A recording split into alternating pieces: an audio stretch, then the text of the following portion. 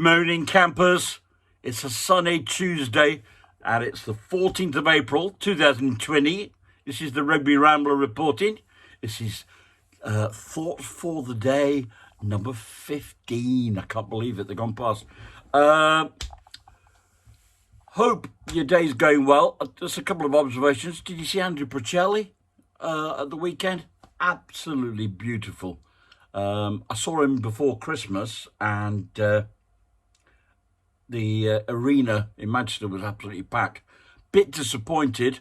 This little parish church in Milan, I think he was playing at, absolutely empty. I think his popularity is on the wane. But, you know, hang in there, Andrea. Hang in there. I've gone to YouTube. That's another announcement. And what are we going to do first? We're going to do Peter Bonetti, the results of our quiz from yesterday.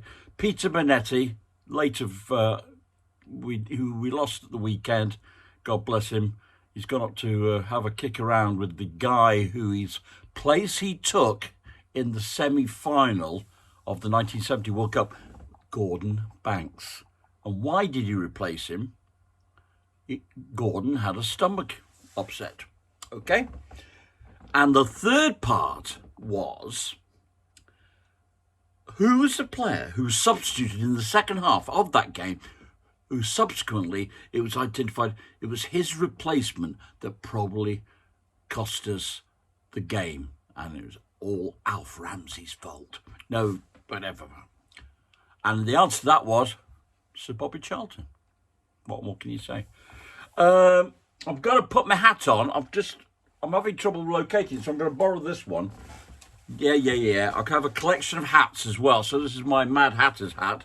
Talking about Mad Hatters, it's the different way that the press have treated the Prime Minister over here and the President in the States. Just think the press over here have been...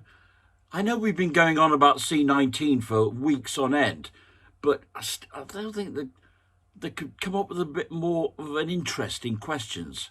You know, when we're going to do, what have we thought? Yeah, come on, think of something more imaginative. And as for the States, well, Donald is on my list of C19 idiots. And, apparently last night's press conference was one to behold. But anyway, just let's all stick together. Let's stick together.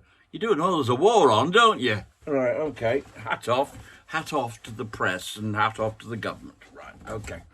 The tin of mystery is slightly changed. I've changed it, make it easier because I can't read what's on the ticket. So what I've done is I've done a crib list with numbers next to them. I'm going to put a number up.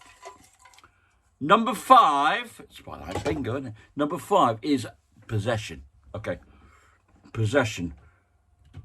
For my 50th birthday, just last week, well, actually a few more years ago than that, somebody had a cake baked, and of course it was politically correct in those days, but this was what was on the top. I don't know who she is, and I definitely don't know who he is because he's got ginger hair, and it's not me.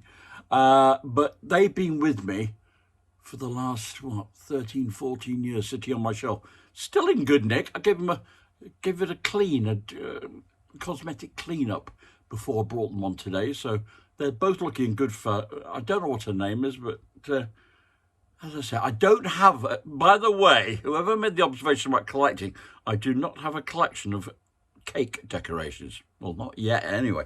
Right, so that's it. Number 8, guilty pleasure. Oh, it's got to be these.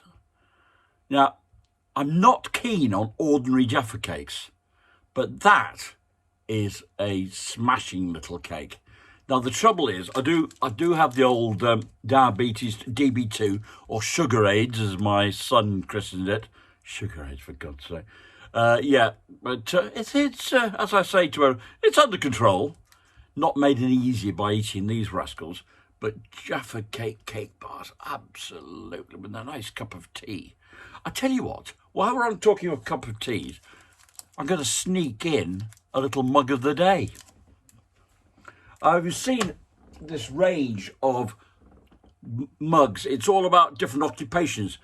I was on tour in with a rugby tour in 2006 in Holland, and we were in a little gift shop, and I spotted this police mug, but it's in Dutch. It's all in Dutch. I thought, now there's a plan, because what happens is when you have a mug in a police station, I don't know why, but they go walkabout. And they say, oh, no, that's my mug, da, da, da, da.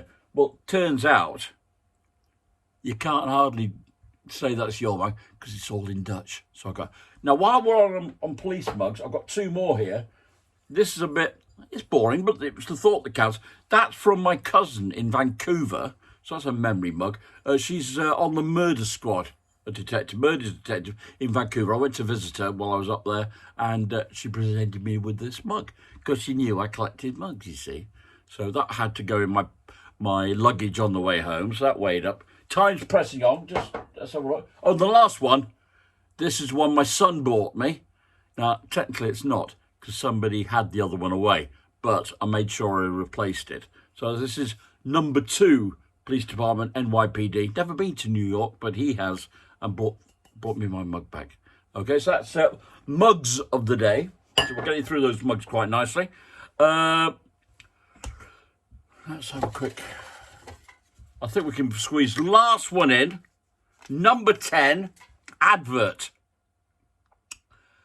I had a thought last night, which is, how are the people from the postcode lottery going to be delivering those big checks? That's all I can say. It's going to cause some problems. I can't see them standing on the street and frisbeeing them through people's doors. It's not going to have quite the same impact as getting Doris, and Doris has got tears coming out. Oh, Doris, look, you've won 28,333. No, it's not quite got the same. So have a lovely day. It's time is upon us. Apparently, I have to say, can you subscribe? Or love, like, hate, adore me. But if you subscribe, I'm going to put a load of stuff on now, YouTube, so you can have a look at it all. Some of it's really fun, and some of it keeps me happy, and that's why I do this. So that's all, folks. Look after yourselves. Keep safe. Keep indoors. Keep the virus out. And keep you in. All right? And I'll see you tomorrow. All the best.